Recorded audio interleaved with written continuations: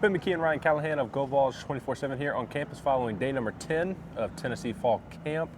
Got to speak to Willie Martinez, spoke to a handful of DBs as well, Will Brooks, Jamal McCoy. I'm blanking on the third off the top of my head. Christian Charles. Christian Charles. Yeah. We did get to speak to Christian Charles, who was back from injury. We'll touch on some of the comments that they had following practice. But first we'll start. The AP poll just came out. Tennessee ranked number 15. I feel like that's a pretty fair range for Tennessee to be in. Yeah, and that's where they were in the coaches' poll, so it's kind of what you expected to be in that range going into the season, but it seems like a fair place to have them. Most people have them as kind of that fringe playoff contender in the 12-team playoff this year, so seems about right, and I think you're going to see probably more polls that come out like that, but now both polls have them at 15, and starting off in the discussion for a playoff berth, that's right where Tennessee wants to be. Yeah, and at the end of the day, the polls do not matter. No. They're very, very meaningless. Nothing matters once Tennessee kicks it off against NC State week 2 there in Charlotte. In terms of what we got to see today, my biggest takeaway actually coincides with the theme of the day, which was defensive backs, and that was that Ricky Gibson III was off working to the side, got a little banged up in yesterday's practice, which yesterday was Sunday, I believe. Yep. Got a little banged up, dealing with a bit of a hamstring injury that's going to cause him to be limited and them be cautious with him moving forward. So we speak to Jamal McCoy. He seems to be in a good place. He said he's got 2 interceptions this camp and had a pick 6 today in practice while defending Chris Brazzell. But that corner spot, I mean, Ricky Gibson III should be fine going forward. But that is the position in the secondary I feel they feel most confident in. Yeah, it seems that way, and a lot of positive talk about Jermod McCoy, about Ricky Gibson. Sounds like those two in particular have really stood out in the secondary this camp and really throughout the offseason. I think Jermod McCoy sounds like a guy really coming into his own in year 2.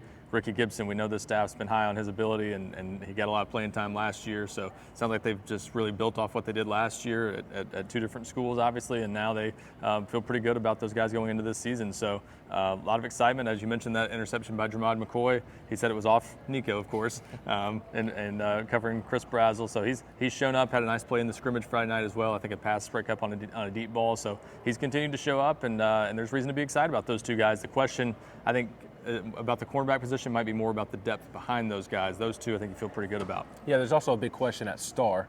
And in speaking to Willie Martinez, he said that in the wake of the Jordan Thomas injury, Boo Carter, of course, is getting a lot of work there. And a lot of people outside the building have maybe sharpied Boo Carter in at the star position, but it sounds like Christian Harrison may give him a run for his money. Yeah, that's more of a battle than people think is probably how I would phrase it right now. It's Christian Harrison got the start in the scrimmage Friday night. He's continued to get some reps with the ones on defense since then. I don't think that one's over by any stretch. I'm not saying it's going to be Christian Harrison, but I think it's a real battle. And Boo Carter, he's a true freshman. The staff has shown a willingness to kind of put their trust in veterans. I think Boo Carter's got to show he can handle the mental side of the game and do all the things necessary in this defense. If he can do that, I think he's going to be out there in some form or fashion regardless. It's just a matter of, is he the first one out there? Does he get the chance to start? So, Christian Harrison, you might get some Tamari McDonald vibes from him, just that kind of solid veteran who does what he needs to. Christian Charles mentioned he's had a very consistent offseason, so I think that's a good way to look at it. He's the steady guy to put there at the star position if they need to, but Boo Carter certainly there pushing him and making plays on a pretty regular basis. Yeah, I think the other name that fans and people outside of the building need to wrap their head around is Will Brooks as well. Will Brooks is going to play a safety until somebody else steps up and takes the job from him. And he, very well might be the starter. I'd say a good chance he's the starter. Either way, though, he's going to play, to your point. And so, whether it's him followed by Jacoby Thomas off the bench or vice versa, those guys are going to be on the field a lot. Get ready to see a lot of Will Brooks. And I think, right now, again, picking it today, I think he is a starter. He's been a really solid guy. That this staff has a lot of belief in him. All his teammates talking about him. He knows exactly what to do. He knows what the guys on the defensive line are supposed to do. That's the kind of guy this staff tends to love. There's a reason he was out there last year when some guys got injured in the Georgia game and the Missouri game toward the end of the season. He's gotten a lot of playing time already. You're going to see a lot of him this year.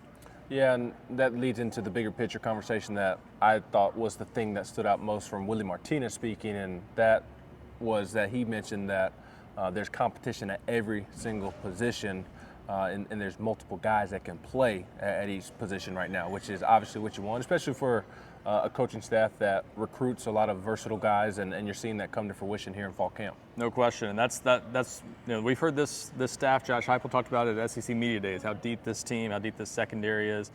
They feel good about the bodies there. It's taking a little bit of a hit with Jordan Thomas going down. You got some guys dinged up right now like Ricky Gibson, but you still feel good overall about the fact that you do have multiple guys. You're not forced to start anybody because you just have no other options. So they're in a pretty good position. They've got some versatility, and they even mentioned if they need to, they can move Will Brooks back to star. They've got other guys. Andre Turrentine's played there in the past. They don't want to have to go that route, but if they needed to, they could. So it's good for them to have plenty of options. We sort of know who the plan A is, though, and you can kind of see that starting to come into focus more as we get deeper into camp. Absolutely. Today was day number 10 of camp. Tomorrow will be day number 11. I do believe that math is correct. You go from 10 to 11, if I'm not mistaken. And then Tennessee will be back in action on Thursday over at Neyland Stadium, following an off day on Wednesday, I believe it is. No, off day tomorrow, then day 11 on Wednesday. See, my math was incorrect somewhere in there. So back in action on Wednesday for day number 11, and then scrimmage number 2 on Thursday morning. Not Friday night, but Thursday morning. Josh Heupel will speak afterwards. Of course, we'll have all the coverage you need of it at GoVols247.com and have plenty of coverage in the meantime. He's Ryan Callahan. I'm Ben McKee.